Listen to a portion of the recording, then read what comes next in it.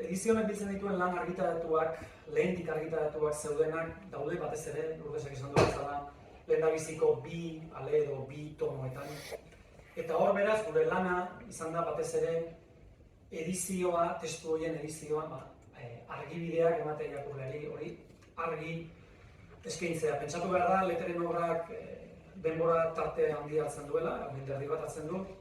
Beraz, edizio horretan, bi liburuk egiten batez ere, asmoa izan da, mende erdiko aldakuntza horiek, direla filosofikoak, estetikoak, hizkuntzazkoak nola ez, horiek zehaztu eta, estetikari buruzko, hizkuntzari buruzko ohartxoak egitea. Lourdesek esan duen bezala, ez adituentzat, baizik irakurlearentzat.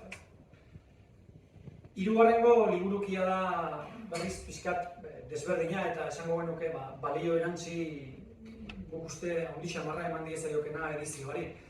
Hor biltzen dira, batetik, sakabanatutako poemak, hau da, liburu ezagunetan ez zeudenak, eta bai aldizkarietan edo eta hemen argitaratu zirenak, behar bada oraindik ere azalduko da nonbait baten bat, baina toki askotatik bildutako poema sakabanatu dauzkagu.